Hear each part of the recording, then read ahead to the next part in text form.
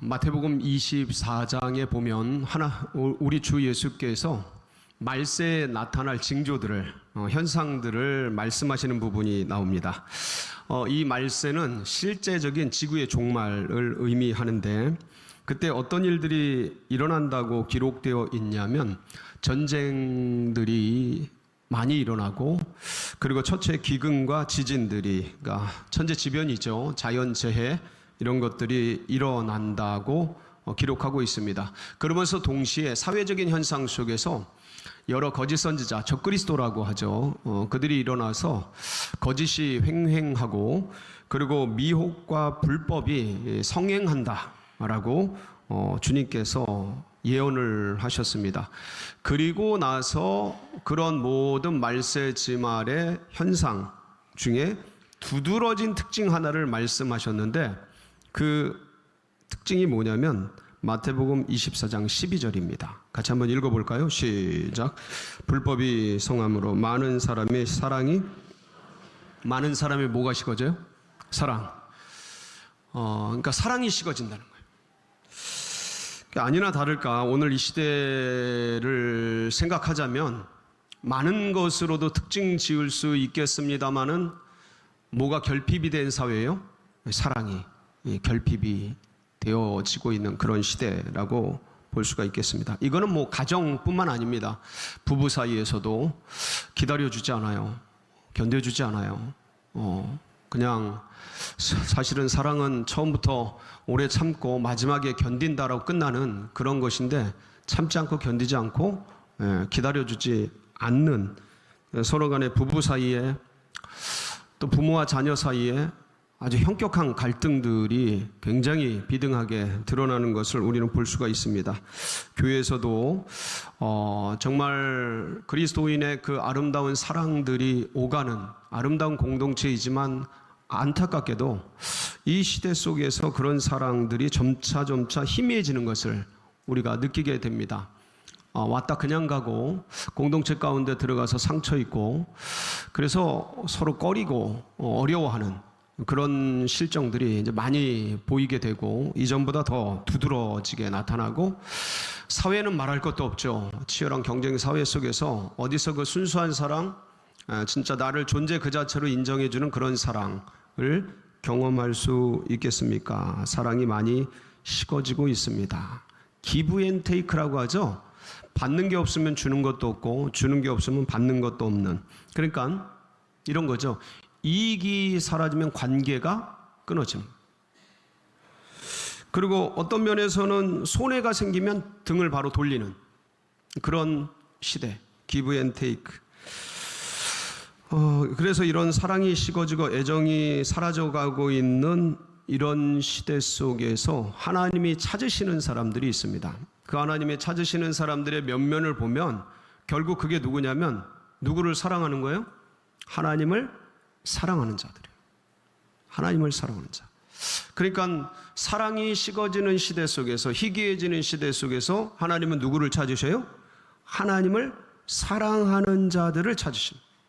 전 여러분들이 그 하나님이 찾으시는 한 사람이 되기를 축복합니다.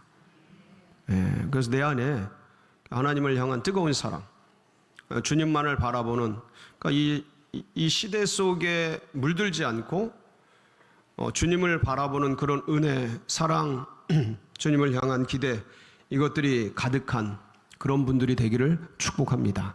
오늘 말씀이 뭐냐, 사드락 메삭 아벳느고가 등장을 하는데, 그 절망의 시대거든요.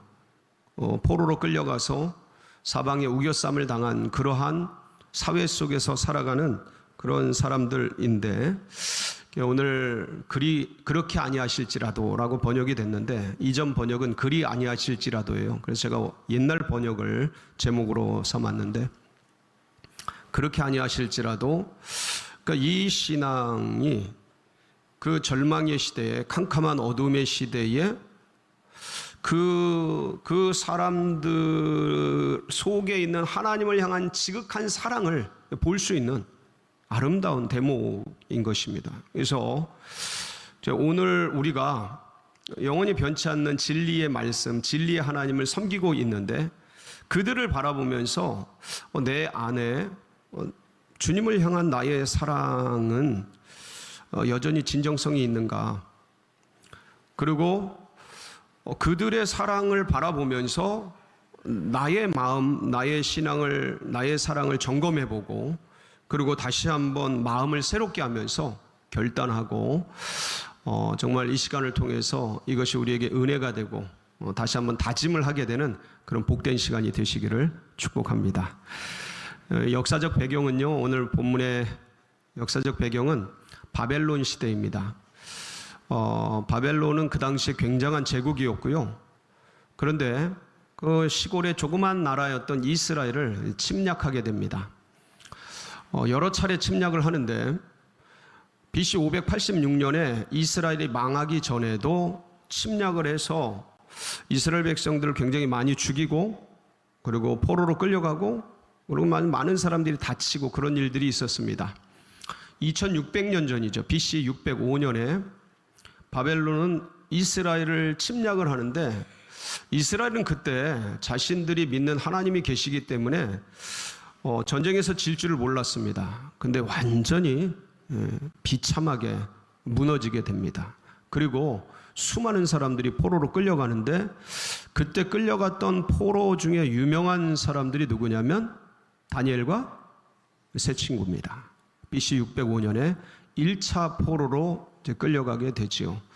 근데 다행히 이들은 그곳에서 바벨론 문화를 학습을 하고 뛰어난 실력과 능력으로 아주 훌륭한 그 학문을 닦고, 그래서 거기서 좋은 신하가 되게 됩니다. 자리를 잡아요. 고위직을 차지하게 됩니다. 여러분들 뭐 지금이나 옛날이나 비슷한 것 같아요. 외부인이 들어와서 내부에 갑자기 뭔가 명성을 얻고 자리를 차지하고 고위직을 차지하고 그러면 그들을 향한 격려와 그들을 향한 응원보다는 시기하고 질투하는 그런 일들을 당하게 되지요. 이 친구들도 마찬가지였습니다. 굉장히 많은 모함과 참소와 그런 시기 질투의 대상이 되었습니다. 그러다가 바벨론 왕 느부갓네살이 이때에 큰 신상을 두라 평지에 세우게 됩니다. 두라 평지에 세우고 나서 이걸 기념하기 위하여서 낙성식을 거행하게 되는데, 그 낙성식 때에 어떤 왕의 명령이 반포가 되냐면 이 신상에게 엎드려 절하라는 겁니다. 언제? 악기가 연주되는 동안 신상에게 절하라는. 절하지 않으면 어떻게 되는가요? 다니엘서 3장 5절 6절 말씀인데 한번 보실까요? 어떻게 되는가? 시작. 너희는 나팔과 피리와 수금과 사명금과 앙금과 생황과 및 모든 악기 소리를 들을 때에 엎드려 느부갓네살 왕이 세운 금 신상에게 절하라. 누구든지 엎드려 절하지 아니하는 자는 즉시 맹렬히 타는 풀무불에 던져 넣으리라 하였더라. 그래서 이제 그 신상에게 절하지 않으면 풀무불에 던져 넣는다는 거예요. 여러분, 사람이 뜨거운 용광로같이 불타는 풀무불에 던져지면 어떻게 되는 거예요? 거기서 목욕할 수는 없잖아요. 그렇죠? 어떻게 되는 거예요? 죽는 거죠. 그러니까 이 얘기인 즉슨 뭐예요? 절하지 않으면 죽는다는 거예요. 언제요? 악기가 연주되는 동안. 굉장히 오랜 시간은 아닐 겁니다. 이게 뭐 몇 시간 동안 연주를 하거나 몇 달 동안 연주를 하거나 몇 년 동안 연주를 하는 것은 아닐 겁니다. 연주 시간이 아무리 길어봤자 뭐 몇 분 되겠습니까? 엎드려 절하는 거니까 몇 분? 안 되겠죠. 뭐 촥 찬란한 음악이 나오면서 그러면서 이렇게 엎드렸다가 일어나는 거겠죠. 그렇게 길지 않은 것이죠. 근데 이 사드락 메삭 아벳느고가 그 신상 앞에 절을 합니까 안 합니까? 하질 않아요. 절을 하지 않습니다. 그러니까 이게 이제 뭐냐라는 거예요. 이게 뭐냐? 그래서 이제 절을 하지 않으면 즉 풀무불에 던져지게 되는데, 풀무불에 던져진다라는 것은 죽음을 의미하는데, 잠깐 절하지 않은 것으로 인해 죽음을 초래하는 이 일들에 대해서 우리는 이것을 이제 어떻게 봐야 되느냐. 어떻게 봐야 되느냐. 근데 느부갓네살이, 이 왕이 이 세 사람을 상당히 아꼈던 것 같아요. 그런 것을 볼 수 있는 말씀의 대목이 어디에 등장하냐면, 그 말씀을 어기고 명령을 어기면 옛날 법은 그냥 바로 집행이거든요. 절을 하지 않았기 때문에 바로 풀무불에 들어가야 되는데, 이 느부갓네살 왕이 누구를 불러요? 예, 이 사람들을 부릅니다. 불러가지고 설득을 해요. 설득을 어떻게 설득합니까? 15절 한번 보실까요? 느부갓네살이 설득하는 장면, 시작.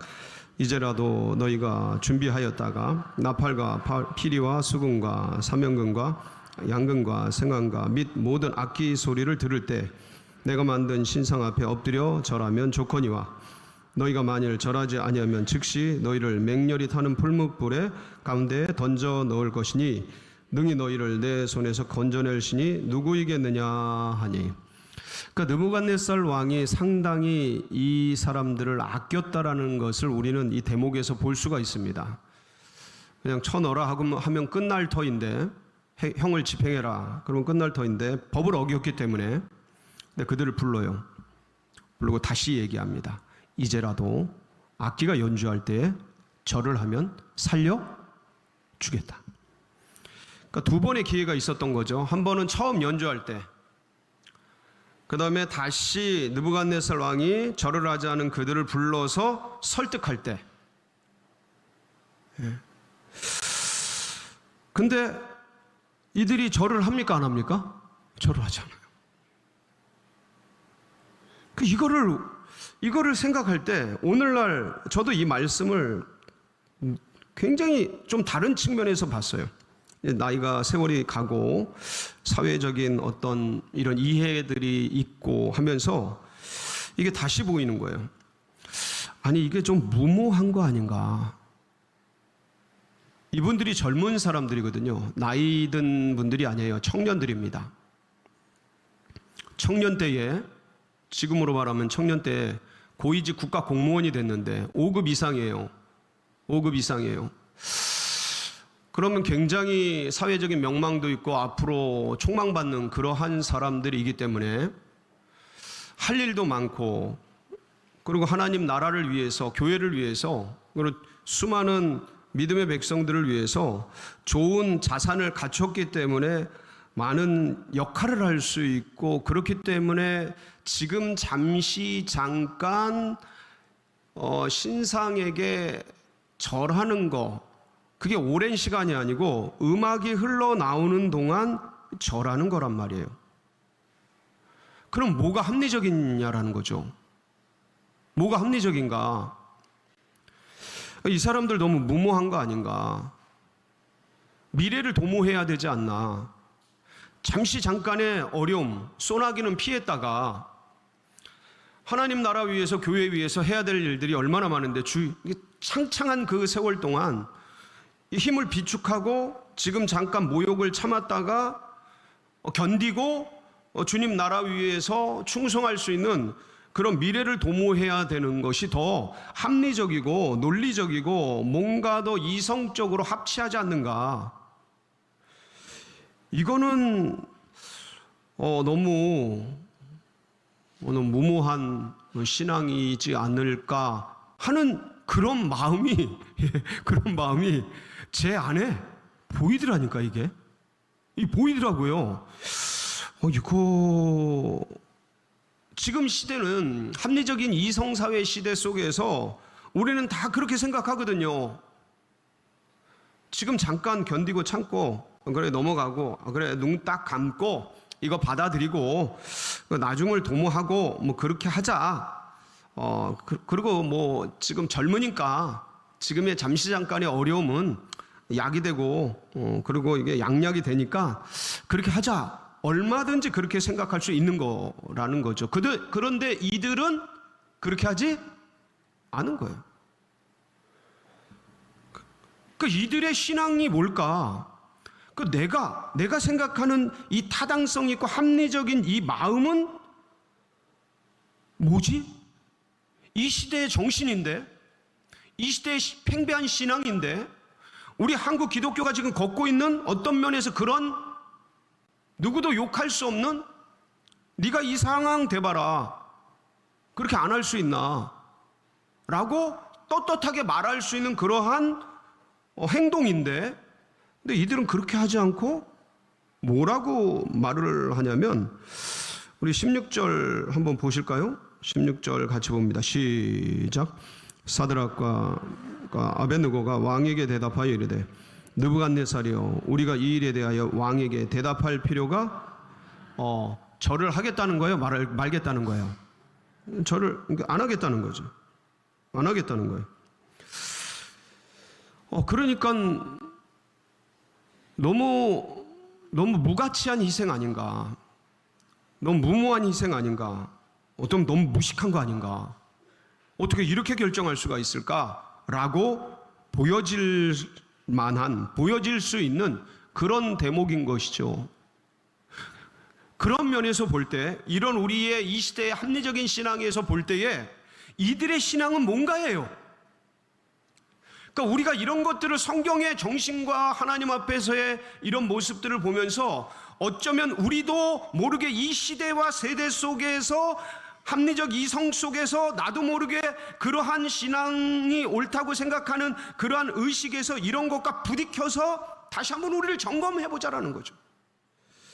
인생의 광야에서 산전수전 겪으면서 어느 순간 하나님 자체만, 그분 한 분만을 바라보는 순수한 신앙이 아니라 어느 순간 나의 안심 인명을 챙기고 정치적인 계산을 하고 경제적인 유익을 따지고 여러 가지 미래적인 어떤 일들을 도모한다 그러면서 나의 어떤 것을 추구하는, 그것을 가장시키고,